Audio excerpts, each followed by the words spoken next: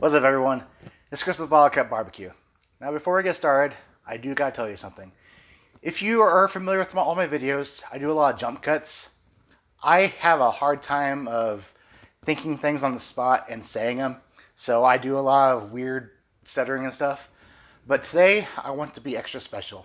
So you will notice that this is all going to be one take. Sorry, starting. On April 21st, the YouTube community lost a legend. I'm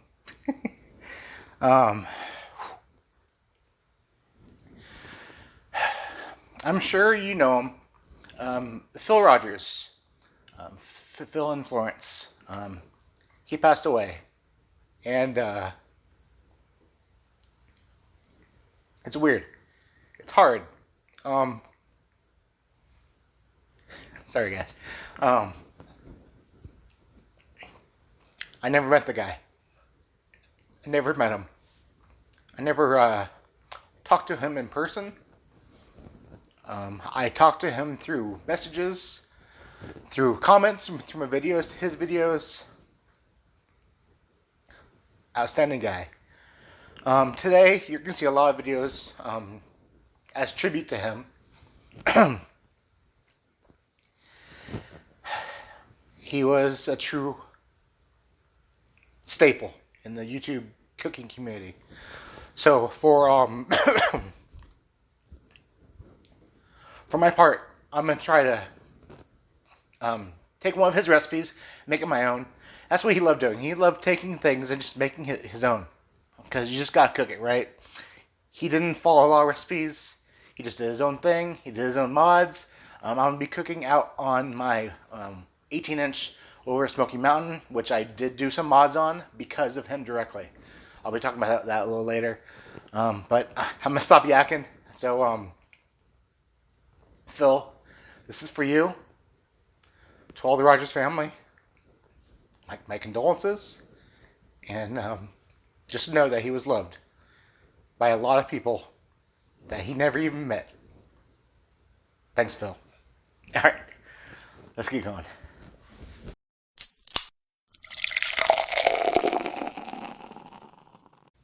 Okay, so what we're doing is Lollipop Chicken. Got a picture of the end product right here. And how we get there, it's not hard. It's just a little time consuming. And it's because it's special, so everything that's special takes more time, right? So what we start off with is there's just a regular chicken leg. Gotta stretch the skin out to the bottom, get it all uniform. You want to look here, because what we want it to stand straight up. So what we need to do is just kind of lop off a little bit of the end right here. Okay, once that's gone, see it'll stand straight up. Then taking either a good knife or some good shears, hold the chicken leg, then about an inch past the knuckle here, kind of cut in, go round and round until you hit the bone. What we're doing is we're separating the bottom from the top down to the bone. So once it's there, cut down. Okay. And then see how that kind of rotates? You want to stick your thumb in there and force it over that bone, that joint. No easy way of doing it is just kind of force it. It'll come off. I've seen some people use a towel or something to grab onto it. This has been working decently for me. And if you need to, take your knife or shears. And I wouldn't worry about cleaning this off too much, because it is going to cook off and burn off a little bit, so don't worry too much. You know me, I'm a perfectionist. Okay, once that's done, start pushing the meat down, and you're going to feel right here. The meat kind of sticks to the bone a little bit, and you can feel right here, that's a bone. So sometimes you can just kind of feel down it and move back and forth, and it should break off. Or you can take a knife, go down it carefully, and pop it. Then just dig it out. There.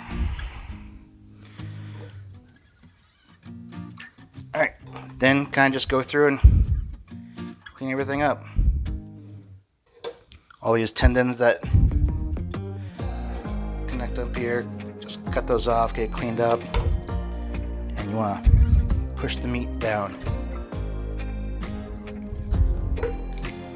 Clean it up as you go. Alright, once all that's done, kind of just push it all down. Just a little lollipop. Just stand straight up like that. Alright, I'm going to get the rest of these and we're going to do some seasoning. Now that that's all done, these things look all pretty already. All standing up. What we're going to do now is we're going to take some foil, just kind of wrap the bones. Now, this isn't going to be doing anything other than just protecting the bone as it cooks. That way it doesn't turn out all dark, because we are going to be smoking these things, so they're going to be in the smoke for a while. So doing this will protect the bone so it doesn't get all black. So just good for presentation. Nothing else to it. Now if that's all done, time for some seasoning. First thing we're going to hit these things with is It's Incredible by Head and Made Products. You've seen lots of people use this stuff. I've used this stuff all the time. Just do a light hit on each side. Don't go too heavy,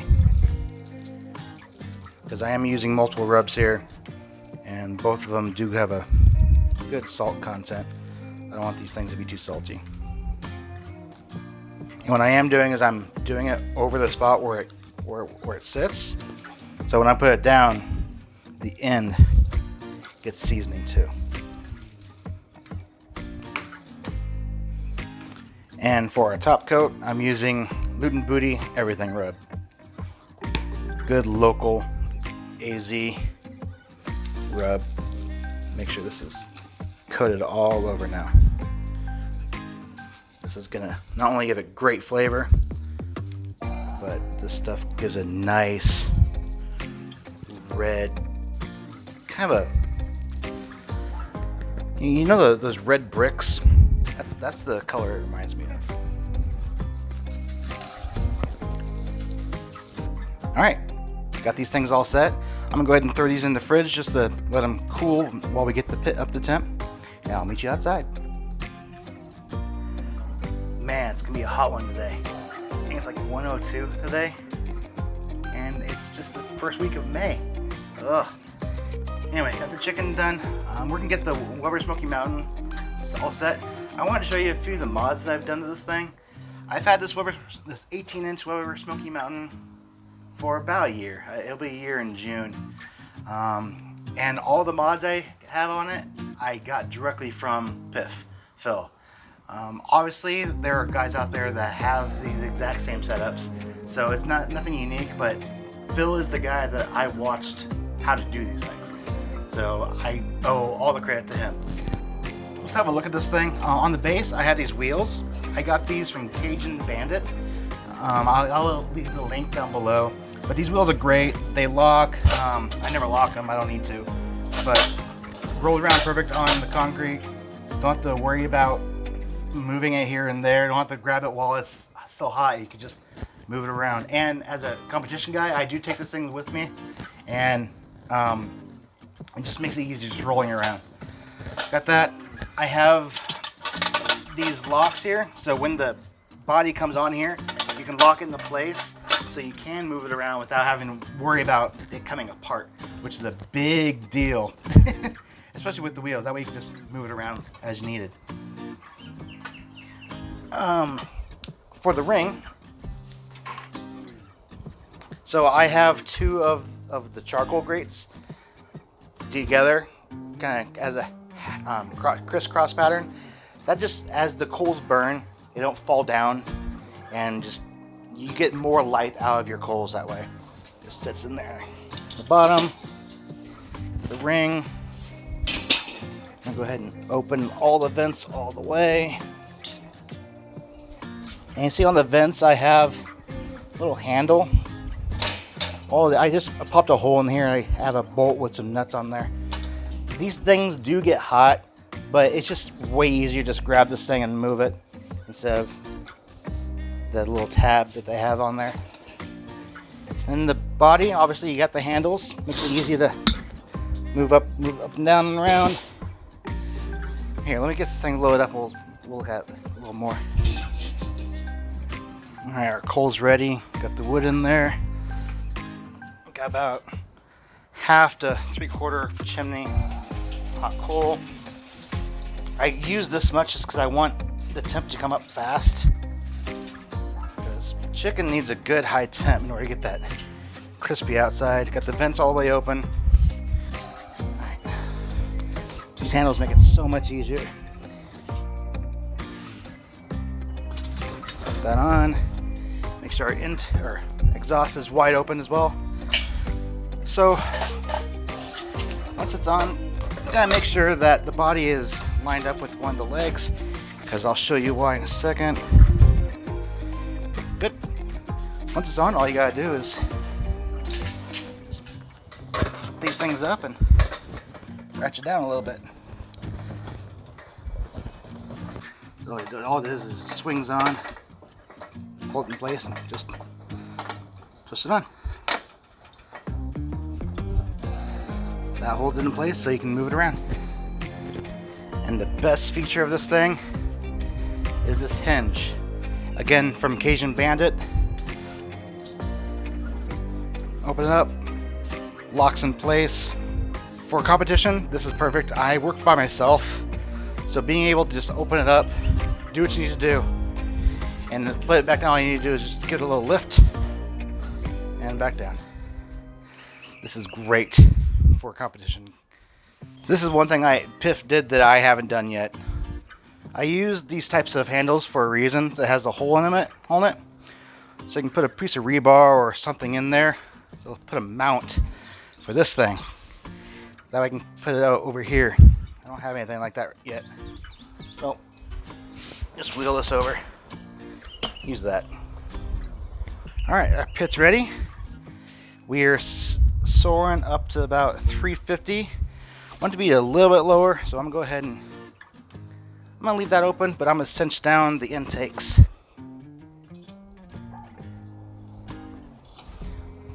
I want this thing to ride at about 325. All right, got our chicken all ready. Pit's up. Go ahead and get these on. So in here, I don't have the bottom rack and I don't have the water bowl. I want this thing having direct heat, because again, that's going to help the chicken have nice crispy skin. Give a nice bite. Set these things on, make sure they're standing up the way you want them to. Give good space around them each other, so not get smoke all around them. I just want to lean on there like that. That's fine.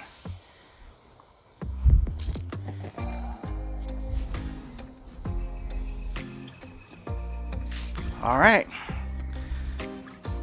These things are going to take a nap for a while. So for the sauce, we're going to make up our own little concoction. Piff used a vinegar-based sauce, so that's one we want to stick with. Also reds, because you want that nice kind of cherry apple red kind of glaze look to it. First up, I'm going to use Killer Hogs vinegar sauce.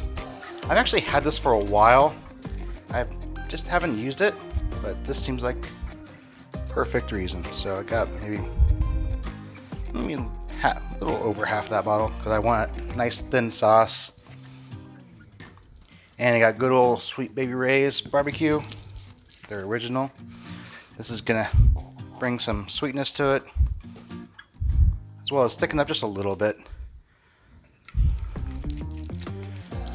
I got some Cosmo's Cherry Apple Habanero Rib Glaze.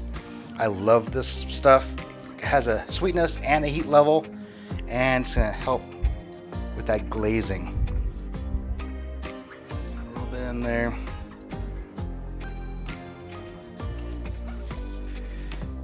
I'm gonna come back with a little bit more of our Loot and Booty Everything rub.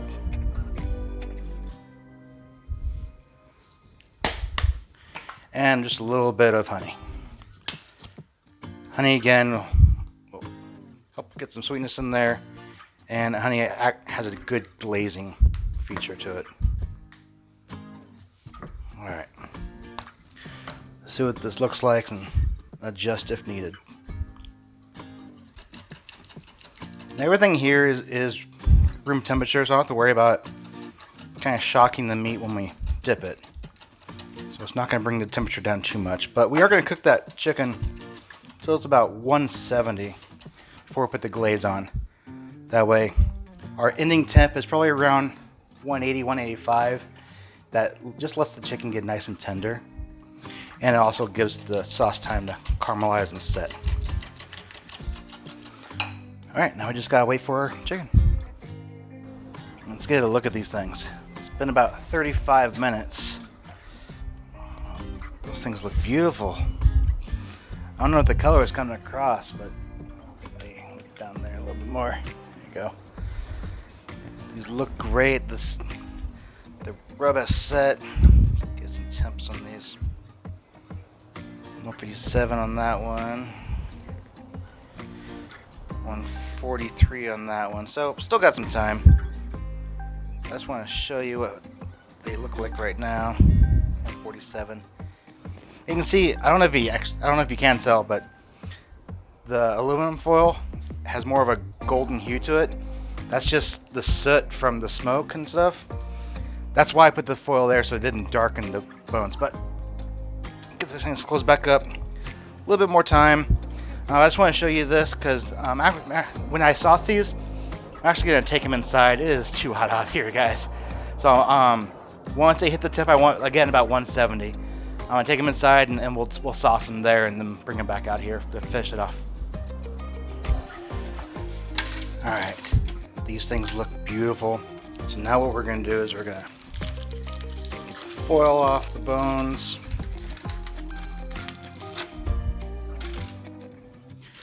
Now all we're going to do is we're going to take our chicken, look how pretty that is, and dunk it in sauce, bone and all.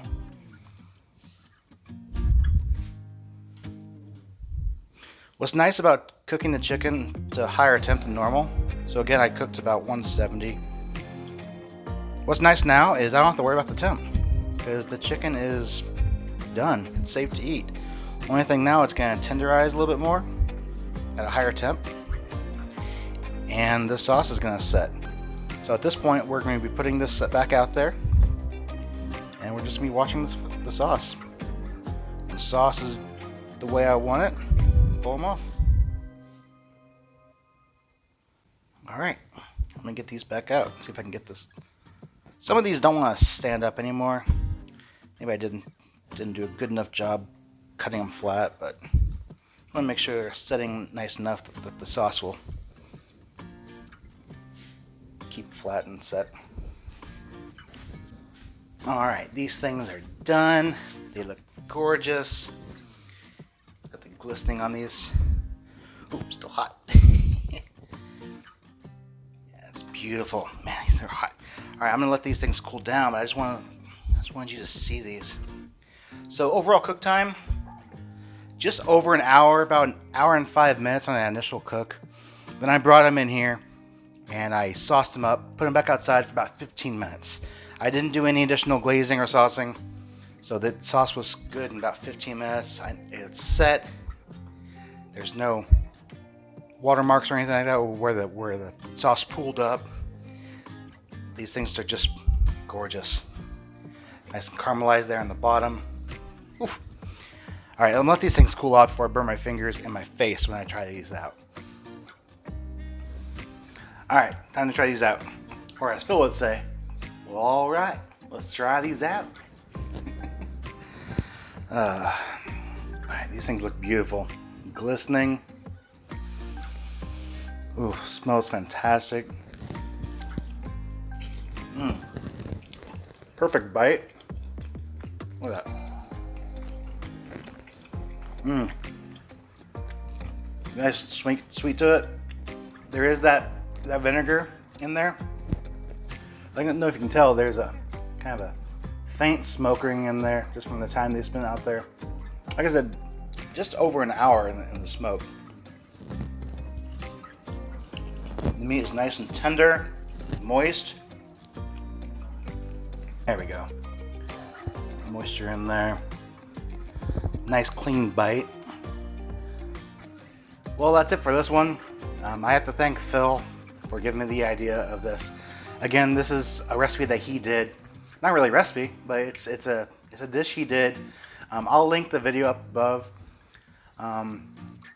If you didn't know Phil, he's a great guy. I call him true. He is the true person. He didn't fluff anything. He didn't put on a mask. He was who he was, on camera and off. So, if you go to his channel, through the video up above, please go to his last channel, because what a bunch of us are doing is, please go to his last video, because what a bunch of us are doing is watching his last video all the way through, then just leaving a comment for his family. Because all the videos that you see today in tribute of Phil and Florence, his family can look and smile at, but it could get lost. However, that last video, they will always have. So go in there, give your condolences, give your best wishes. We all have. Phil, thank you. You're an inspiration to a lot of people. Again, to the family, condolences and celebration of his life, because he really did have a life to celebrate. So thank you, everybody. Hope you liked it, and we'll see you on the next one. Take care.